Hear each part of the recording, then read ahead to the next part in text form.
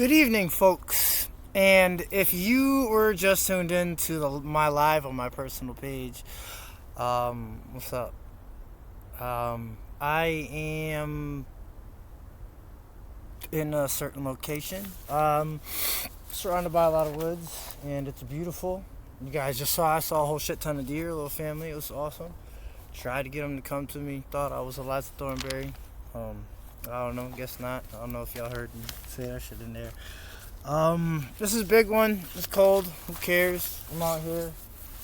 This is just as nature intended it to be. I still see them behind me. That's wild. And I hope y'all really seen them too. No, I wasn't just bullshitting. Anyway, episode 273 of 4 and 3 Sports Talk. Let's get started, shall we?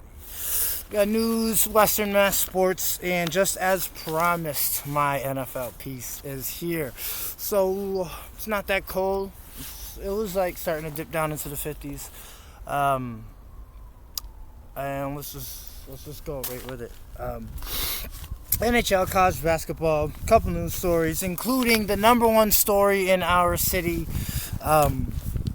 with William Watson, Central Golden Eagles quarterback, verbally committing to University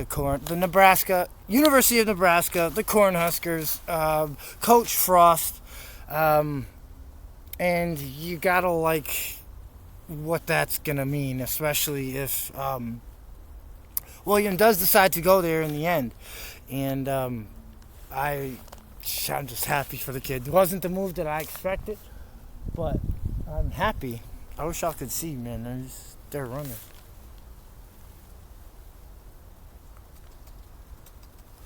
Anyway, yeah.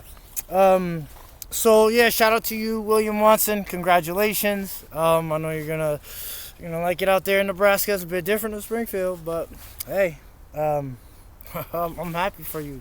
You know what I mean? Nashville Predators outlast the Florida Panthers. National League Hockey, they're back. 6-4 was the score on that one. The NBA returns Thursday. A couple games in which I will be putting some pesos on, including the Celtics at the Nets. Give me the Nets with that one. And I like the Bulls over the Hawks. Really big basketball stuff. And yeah, we're getting ready to start spending money again.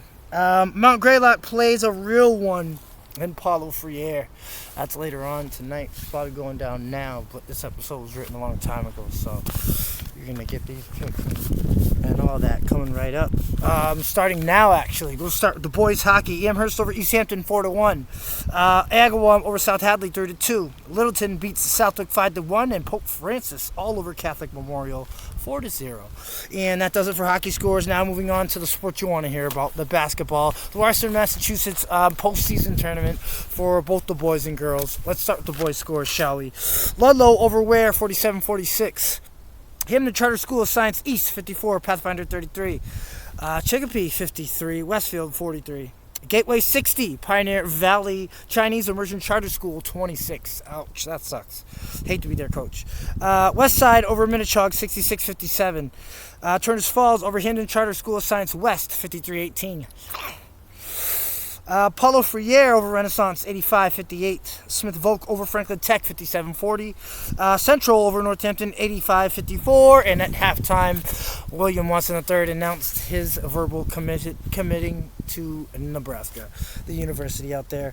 East Hampton 71 over McCann's 38. McCann was upset, and East Hampton Eagles are 2-16 on the year.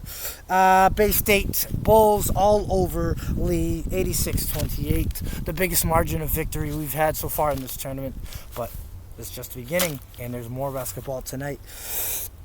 So those are the scores for the boys. Let's talk about the girls. Westfield over East Long Meadow 47-40. East Long Meadow's the Lady Spartans have had a tough year so far. To make sure there's no Green River Killer or Silent Axe Murderer out here to get me. Smith Volk over Commerce 42-32. Pathfinder over Hamden Charter School of Science East 39-37. Ouch, that was close. Athol over Renaissance 41-27. Central over Minnechaug 70-27. Wow. Gateway over Hidden Charter School of Science West 27-25. Pioneer Valley over Greenfield 51-25. Ludlow over Putnam 47-44. Agawam over Pope Francis 49-35. And that about does it for Western Mass Sports. Basketball tonight, though, we're going to finish with that. For the girls' side, Hamden Charter School of Science East at Lenox, Smith Voc at Mayhar, Science Tech at Bay State Academy, Palmer at Springfield International Charter School, Drury at Taconic, Turner's Falls at Hoosick Valley, Athol at Pioneer Valley Christian, Amherst at Central, that is going to be a good one. Franklin Tech at St. Mary's, Ludlow at Mohawk Trail, sorry if I said that twice, Pittsfield at Wacona, another great matchup, Monument Mountain at Lee, Agawam at Chicopee Comp, Southwick at Belchertown, East Longmeadow at Hampshire, and Greenfield at Hopkins. That rounds out all the basketball for the girls' side for tonight. Now tonight on the boys' side, Turner's Falls at Duggan, Pathfinder at Munson, McCann Tech at Hampshire. Hampshire's going to win that one. McCann, they got punched in the mouth yesterday, literally. Pittsfield at Belchertown, Chicopee at Putnam, Commerce at Chicopee Comp, West Side at Side Tech, Shaka Rivera, he's going to do it again tonight, him and his boys. Ludlow at Southwick, Smith Academy at Pioneer Valley, Granby at Bay State. Go, Coach Bird.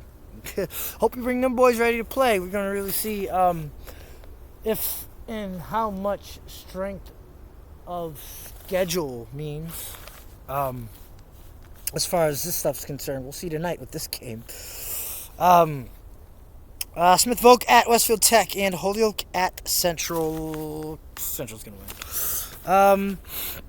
Longmeadow at Amherst, Monument Mountain at Taconic, Wacona at Springfield International Charter for the older people, the old Sabbath. Lenox at Drury, Hopkins at Hoosick Valley. Ooh, it's going to be a good one. And Mount Greylock goes to play Paulo. Paulo's going to whoop that ass, especially for all that cheap bullshit Mount Greylock did to Palmer. Shout out to Coach Nate. And that's it for Western Mass. The game of the week is Mount Greylock at Paulo. Paulo's going to win like 85-60. Shout out to Paulo, free what's his face, and yeah, that's it for Western Mass Sports scores. Wow, here we go. It's starting to get cold. NFL realistic fit. I picked the teams to target these guys here. This is the guy who every team should go after. Right now, I am going to give you, just checking around because it's starting to get dark, and you know what happens in the dark. Anyway, some realistic fits for these teams.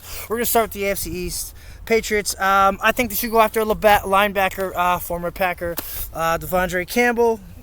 Makes sense because they haven't had a true middle linebacker since Gerard Mayo. You have to like the way that Devondre's experienced as far as blitzing from the middle linebacker spot. But that is not something the Patriots really did last season. So I think they get Devondre Campbell here, and that's a great fit. The Jets, I think they're going to go after, I think they should go after Patriots corner J.C. Jackson. Patriots got too many guys going. They're not going to be able to keep everybody. J.C. Jackson would be a good fit in what the Jets and Coach Robert Saleh like to do on the defensive side of the ball. Bills, they don't have a lot of cap space, but they should pick up former Chicago Bears defensive tackle Akeem Hicks. Makes a lot of sense. They don't have too many glaring holes to fill, and stopping the run is something that is going to be necessary, especially if AFC teams. The Dolphins should go after the number one offensive lineman in the free agency class. His name is Teron Armstead, former Saint. This guy is not going to sign for anything less than $100 million, I would assume. So whatever franchise is going to reach out and try to grab him, make sure they got their money ready. Now moving on to the AFC East really quickly. We're going to speed this up, starting to get cold. Washington Commanders, they should go after safety, the Honey Badger, Tyrann Mathieu. Makes sense in what they have already defensively, and that defensive line is the best in the NFL when guys like Montez Sweat and what's his face from Ohio State?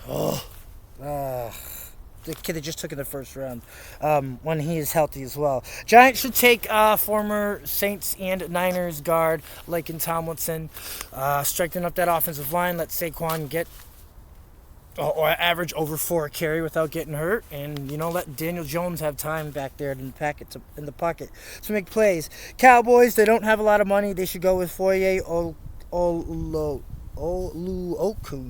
linebacker for Atlanta, who had like 150 fucking tackles 3 years running. And I think with him, add his element and what he does along with Micah Parsons. And what they've got defensively in that secondary, and the Cowboys should be better off. Eagles go after safety Marcus May. Played for the Jets, so I understand. And, the stats could be padded, stuff like that. A lot of garbage time play or whatever. But this guy makes sense as far as what they do with their safeties playing mixed coverages.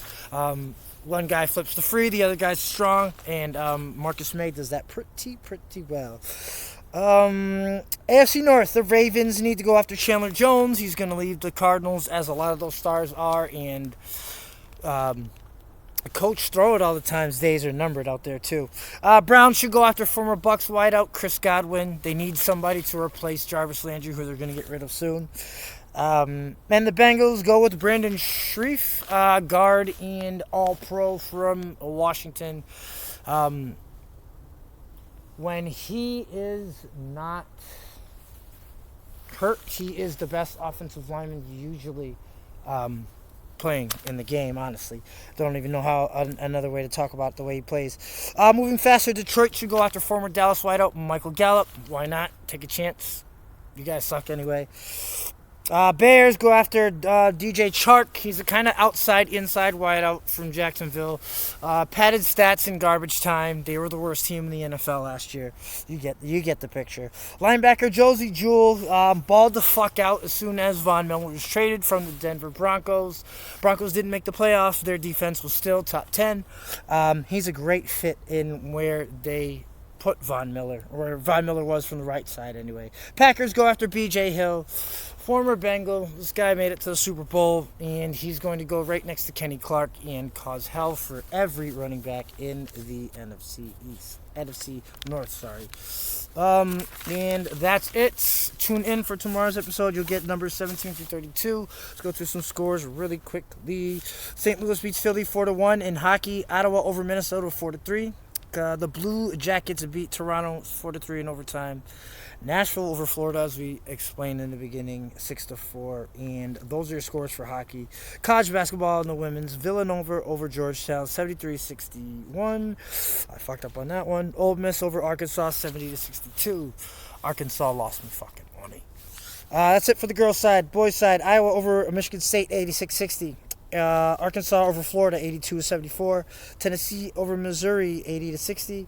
Texas Tech over Oklahoma, 66-42. UConn over Villanova, 71-69, but barely, because UConn was down like 13 at one point.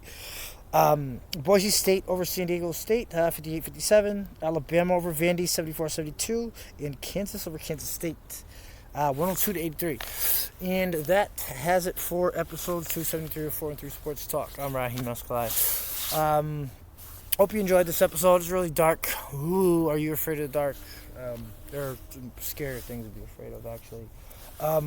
Love you all. Wishing nothing but health, wealth, and success. YouTube, we have 45 subscribers. We'll try to up that number and help the show grow out on Facebook, too. Love you all. Wishing nothing but health, wealth, and success. Now I got to figure out how the fuck to get out of here because it's dark.